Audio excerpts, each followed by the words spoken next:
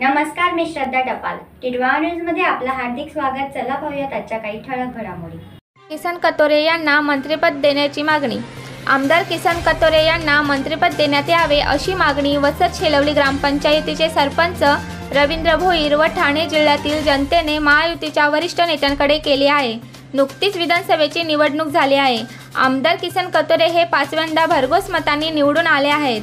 याबाबत वसत शेलवली ग्रामपंचायतीचे सरपंच रवींद्र भोईर यांनी सांगितले की विकासाचे वादळ म्हणून संबोधले जाणारे विकास पुरुष कार्यसम्राट आमदार किसन कथोरे हे सलग 5 वेळा निवडून आलेले आहेत.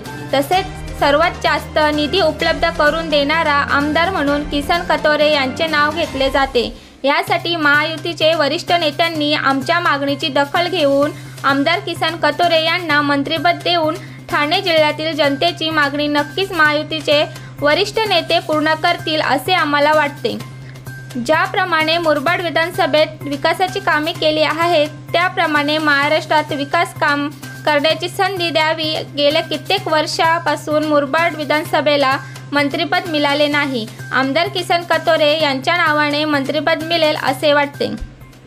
मुरबाड मतदारसंघाचे कार्यसम्राट आमदार, विकासाचे वादळ असे ज्यांना संबोधले जाते ते माननीय श्री किसनजी कथोरे साहेब हे सलग 5व्यांदा आमदार म्हणून निवडून आले आहेत.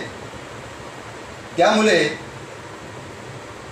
माझ्यासह मी श्री रवींद्र श्रीराम भोईर, सरपंच ग्रामपंचायत वसत शेलवली, माझ्यासह संपूर्ण ठाणे जिल्हा तसेच मुरबाड मतदारसंघ या सर्व नागरिकांची अशी इच्छा आहे की साहेबांना मंत्रिपद मिळावं. त्यांना मंत्रिपद मिळाल्यास ते संपूर्ण महाराष्ट्र व्यापून टाकतील. तसेच वरिष्ठांना माझ्या वतीने तसेच ठाणे जिल्ह्यातील नागरिकांच्या वतीने विनंती करतो की त्यांना मंत्रिपद मिळावे ही अशी मी इच्छा व्यक्त करतो. तर या होत्या आजच्या काही ठळक घडामोडी. उद्या पुन्हा भेटू याच ठिकाणी. धन्यवाद.